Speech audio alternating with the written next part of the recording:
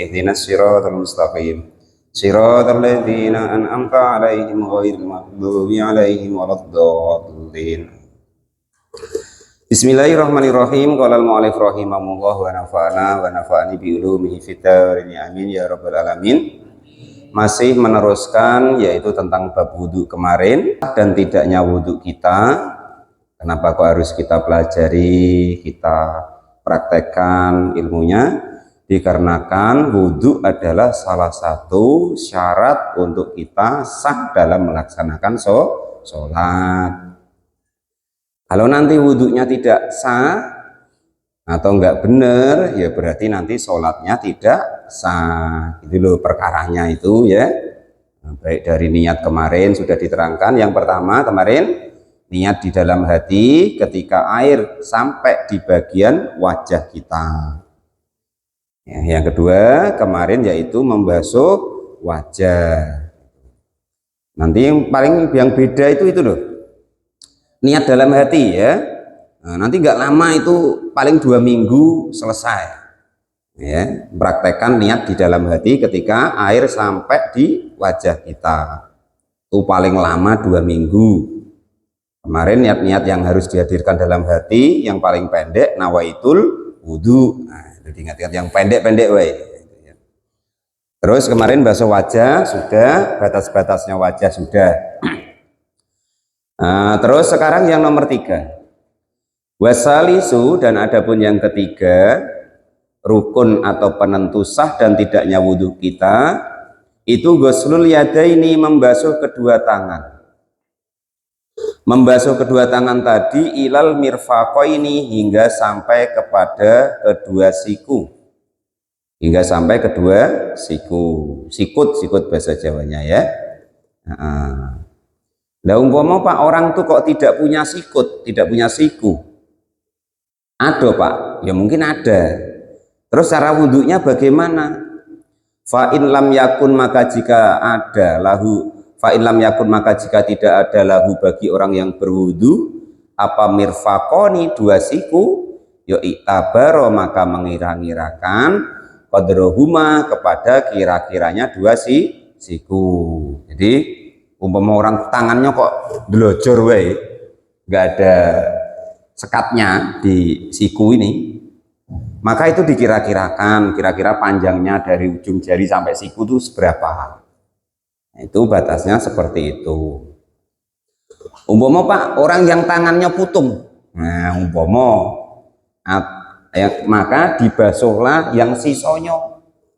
Dibasuhlah yang sisanya. Umpama kok dari sini, ya berarti nanti batas-batas ini dibasuhnya sebagai pengganti apa tadi, tangan bagian ujung sampai siku yang hilang tadi. Itu caranya begitu.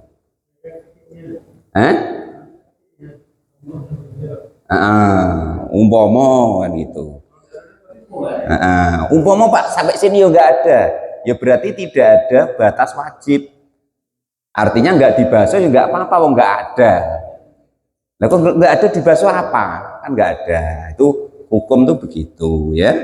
Nah, andaikan kok tidak ada sampai sini tangannya dari lahir nggak ada umpama, ya memang berarti dia ada kekurangan, tapi ya ada keistimewaan.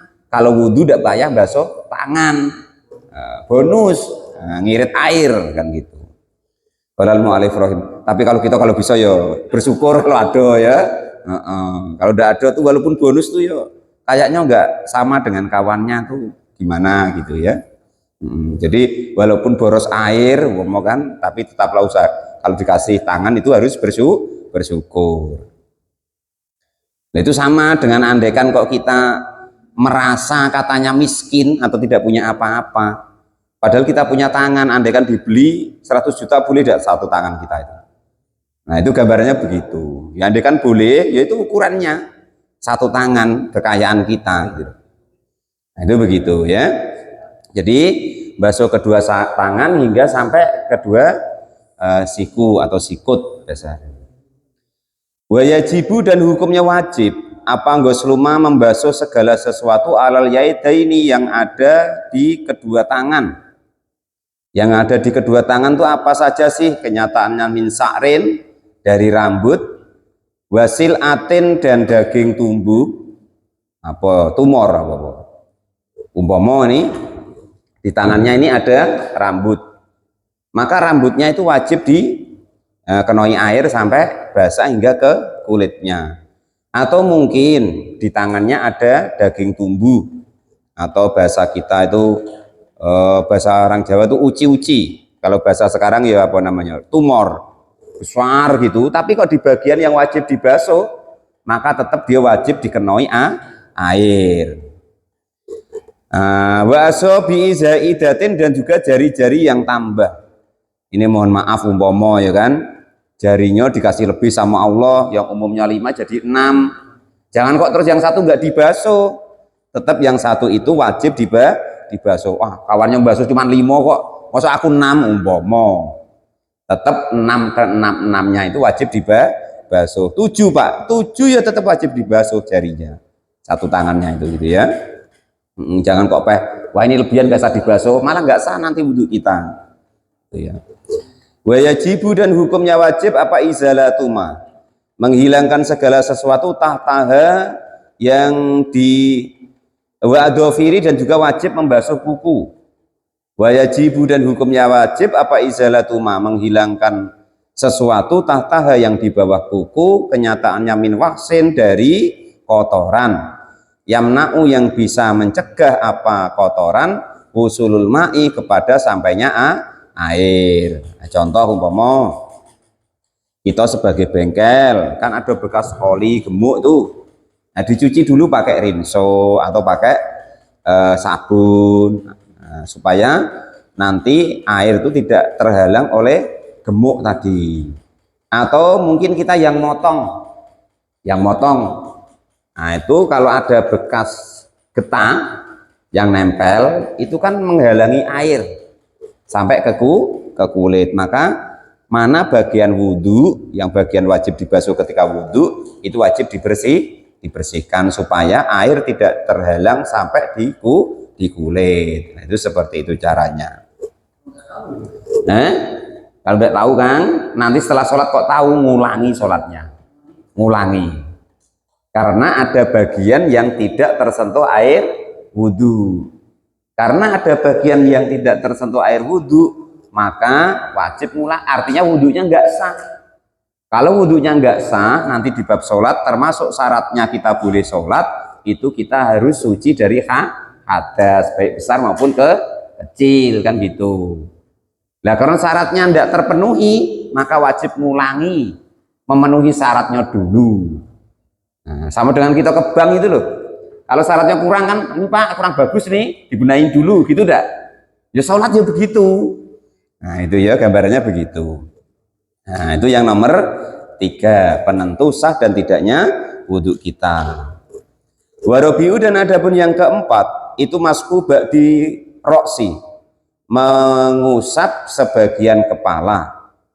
Mingdakarin dari orang laki-laki, au ungsa atau orang perempuan, au khungsa atau orang wandu. Au masku ba'di sya'ri, atau mengusap sebagian rambut, fi haddi roksi, yang ada di golongan rambut kepala. Jadi umpama yang tidak punya rambut diusap kepalanya ya boleh, umpama yang punya rambut diusap rambutnya ya boleh. Itu enaknya Imam Syafi'i. Imam Syafi'i itu ibaratnya 1 atau 3 rambut sudah terkena usapan air itu, maka itu sudah sah. Beda dengan imam-imam lainnya harus rato. Nah itu begitu. Nah, makanya nanti kalau di imam-imam yang lain tuh pakai hadis yang ini. Dia caranya ini, dia memasukkan kedua jempol tangannya ke kedua lubang sini, terus yamuru asobi'ahu adaman wa amaman, menggerakkan jari-jarinya ke depan dan ke belakang. Setelah itu masih diginikan nanti lagi. Nah, itu di madhab yang lain. Kalau kita kan enak, gini-gini wae boleh. Nah itu ya. Jadi kalau Pak Sekdes pengen madhab yang lainnya, itu salah satunya. Agak repot. Ya. Jadi setiap madhab itu ada yang agak repot, ada yang agak mudah. Perapanya tetap seperti itu ya. Termasuk ini wudhu.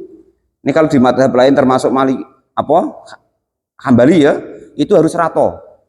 Seperti tadi diterangkan caranya. Dia pakai hadis yang itu. Qala al-mu'allif rahimahullah wa nafa'ana wa nafa'ani bi ulumi fid dharain amin ya rabbal alamin. Bahkan nanti kalau batalin wudhu itu, kalau mazhab Maliki glegeken, itu malah batal. Walaupun kentut nanti nggak batal. Nah, gitu ya. Nah, terus kita tersentuh perempuan itu nggak batal. Tapi nengokin kok rasa seneng lah, itu batal ganti, kan agak sulit jadinya ya. Nah, itu. Jadi seenak yang kita tahu Pak Sages ya. Qala al-mu'allif rahimahullah wa nafa'ana wa nafa'ani bi ulumi fid dharain amin ya rabbal alamin. Pokok yang kita tahu, kita mempraktekkan ilmu itu yang kita tahu. Nah, itu kita praktekkan nanti namanya beribadah dengan ilmu. Nah, itu begitu ya. Jadi tidak seperti yang tanyakan Badur dulu. Al ibadatu bila ilmin mardudatun latubalu. Badur ngasih maknanya singkat, sia-sia katanya Mbak. Nah, kalau saya kan masih agak panjang Mbak. Mardudatun tidak diterima, latubalu ditolak, latubalu tidak akan diterima. Kalau Badur singkat, sia-sia gitu kan. Kalau saya agak panjang. Itu. Qala al-mu'allif rahimahullah. Itu yang nomor 4 ya, mengusap sebagian kepala itu penentu sah dan tidaknya wudhu kita. Terus wala tata'ayanu, dan tidak harus tertentu atau khusus apa al-yadu tangan lil mashi yang digunakan untuk mengusapnya. Boleh nggak pakai jari atau tangan. Bal yajuzu, balik diperbolehkan bihar kotin dengan sapu tangan. Wa ghairoha, dan selain sapu tangan. Nah, itu. Jadi boleh pakai tangan, boleh pakai sapu tangan. Yang penting ada basah-basah air yang kita usapkan di sebagian kepala atau sebagian rambut yang ada di kepala. Ingat-ingat itu, rambut yang ada di kepala, jangan rambut yang lain Pak Kedus ya. Nah itu ya, pokoknya kepala yang atas maksudnya. Makanya apa itu tadi diterangkan, biasanya macam itu kepala yang mana gitu, kepala yang atas gitu ya.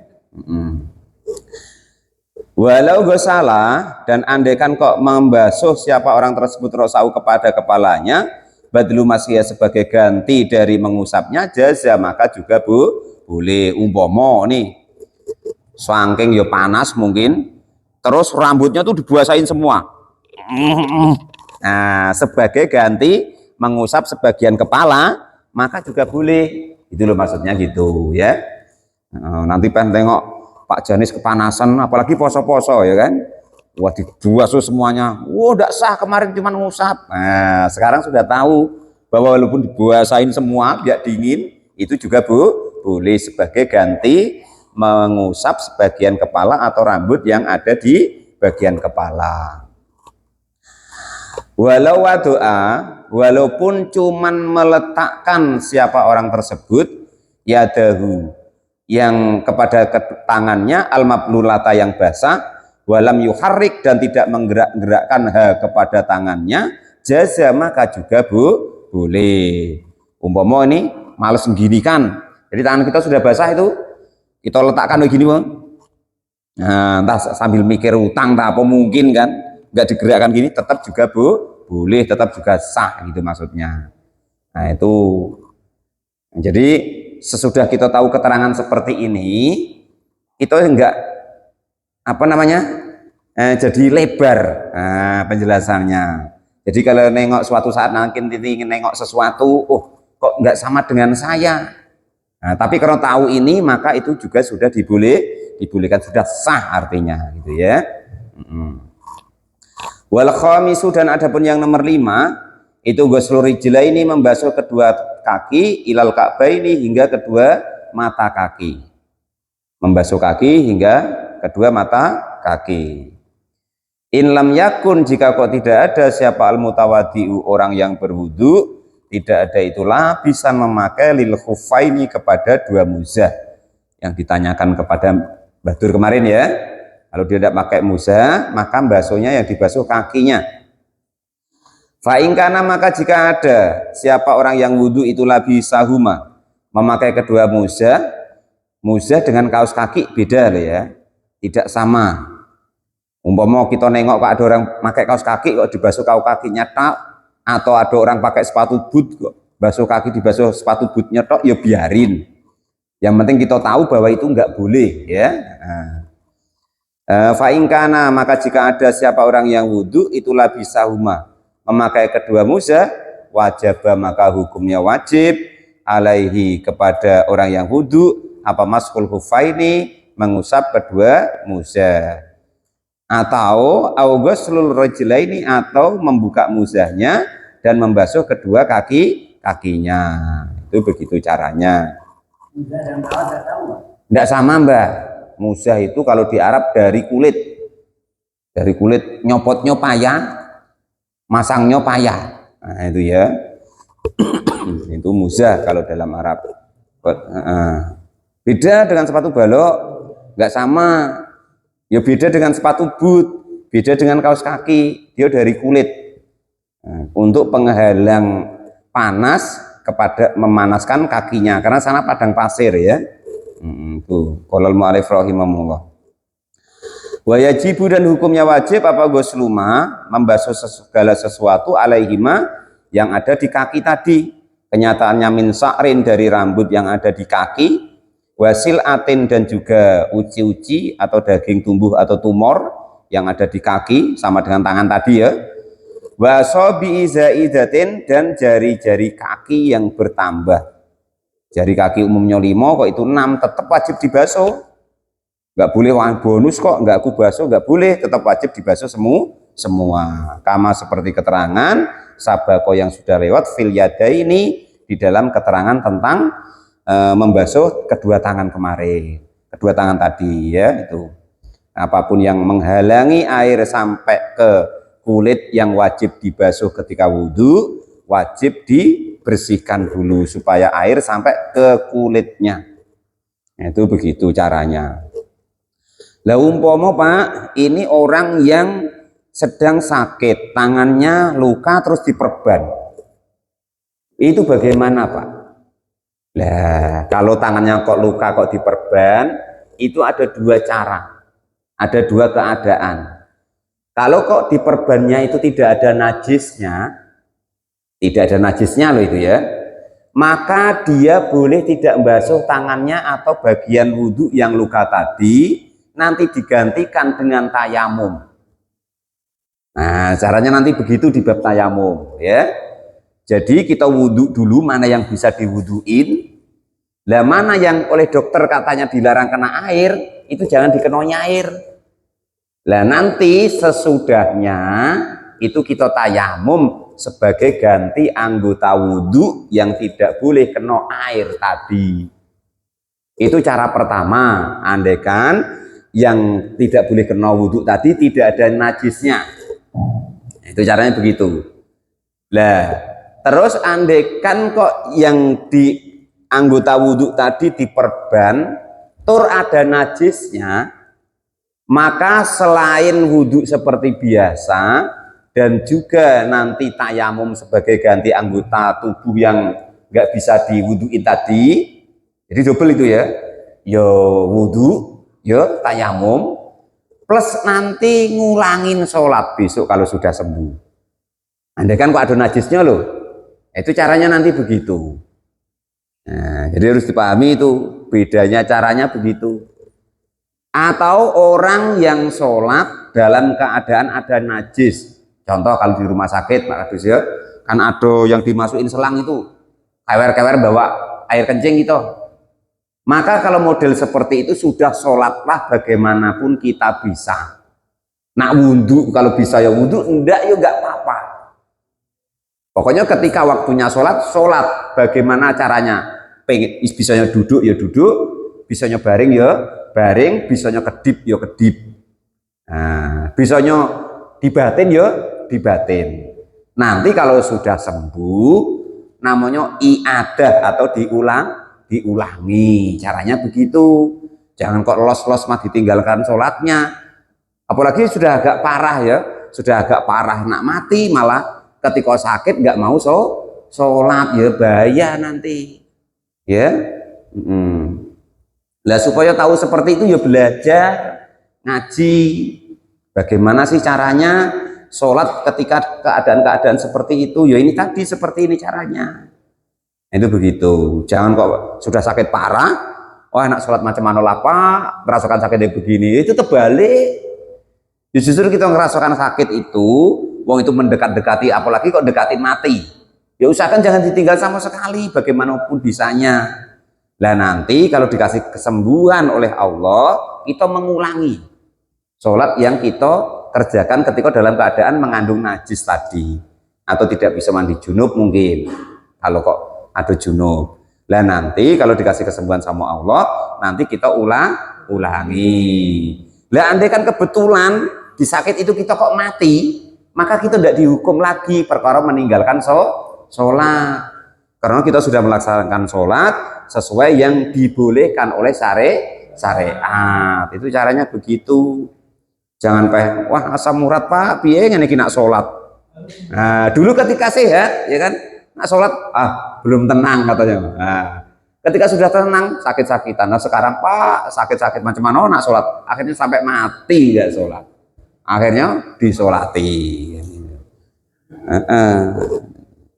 Terus pokoknya apapun caranya, bagaimanapun caranya, boh bener boh salah ya kan, entah sudah sesuai dengan fikihnya atau belum, entah sah atau tidak, jangan ditinggalkan sholat 5 waktu. Itu rumusnya begitu. Yakinlah nanti kalau sholatnya ditertibkan, kalau kita mau berusaha menertibkan sholat kita, nanti hidup kita tuh ditertibkan oleh Allah. Percaya ya begitu, enggak ya begitu. Ya, itu begitu. Itu yang nomor 5, penentu sah dan tidaknya wudhu kita, membasuh kedua kaki hingga mata kaki. Wasadisu, dan ada pun yang terakhir, untung orangnya datang, yaitu atartibu, tertib. Bukan Pak Tartib sama lho Pak. Tertib urut tuh mriki maksudnya. Pas nian sampean teko pokoknya, pas iki nggih. Tertib fil wudhu'i, di dalam wudhu, alama atas arahan atau cara, ayil wajhi artinya cara, alladhi yaitu cara, dzakarna yang sudah menerangkan siapa kami kepada ma fi adil furudi, di dalam bagian-bagiannya kefarduan. Maksudnya suruh urut ya wajah dulu tadi serempak dengan niat, terus kedua tangan dulu, baru ngusap kepala, baru kedua kaki. Pak ini basuh telinga kok nggak ada, Pak ini kumur kok nggak ada. Nah, berarti yang tidak ada di sini, tidak diterangkan di sini, bukan penentu sah dan tidaknya wudhu. Artinya sunah-sunahnya wudhu, itu rumusnya ya. Nah, jadi apa rukunnya tuh cuma 6 itu. Niat dalam hati ketika basuh wajah, air sampai ke wajah. Yang kedua basuh wajah, batasannya kemarin itu, basuh kedua tangan sampai kedua siku, mengusap sebagian kepala, basuh kedua kaki sampai mata kaki, yang terakhir urut atas yang diterangkan dari awal tadi. Itu. Nah, berarti selain itu bukan rukunnya wudhu. Jadi yang pengaruh itu wudhunya sah apa tidak Pak? Sesuai tidak 6 itu? Benar tidak yang 6 itu? Kalau yang 6 itu benar berarti wudhunya sah. Nah rumusnya begitu ya. Jadi besok kita nggak bingung lagi, Pak kalau gini sah apa enggak? Sesuai dengan 6 yang diterangkan ini dari kemarin ini. Kalau sesuai berarti sah wudhunya. Kalau enggak ya berarti tidak sah. Itu rumusnya begitu gampang. La falau nasiya, maka jika kok lupa siapa orang yang wudhu, namanya sudah tua, atar tiba kepada urutannya, lam yakfi, maka hukumnya tidak cukup. Walau lam yakfi, maka hukumnya tidak cukup. Artinya gini, kalau kok lupa harus diulangi, dari mana ingatnya gitu ya. Itu. Atau gini, umpama walau gosala, dan andaikan kok membasuh siapa orang tersebut arba'atan kepada arba'ata a'dha'ihi, kepada 4 bagian anggota basuhan, daf'atan dengan bilangan wahidatan yang sekali, biudunihi dengan telinganya, irtafa maka cuman hilang apa hadas wajihi, hadas wajahnya, fakot maka saja. Maksudnya gini, andai kan ini biur ke sungai ya, kalau zaman dulu Pak Kades ya, kan keempat-empatnya kena semua, wajah kena, tangan kena, rambut atau kepala kena, kaki kena. Maka kalau tidak diisyaratkan, yang hilang hadasnya cuman ini tok. Berarti ketika biur itu Pak Kadus sambil niat dalam hati, pas isyarat wajah, isyarat tangan, isyarat kepala, isyarat kaki. Ya, caranya begitu. Kalau tidak diisyaratkan urut begitu, maka yang hilang cuman hadas wajah. Berarti tangan belum, kepala belum, kaki belum. Itu ya. Jadi diingat-ingat, penentu sah dan tidaknya wudhu kita itu ada 6. Yang pertama niat di dalam hati. Kalau yang ucapkan kemarin sunnah ya, nah, yaitu ketika air sampai di wajah, letak di hati niat. Paling pendek nawaitul wudhu. Nah itu kemarin ya. Yang kedua penentu sah dan tidaknya wajah kemarin.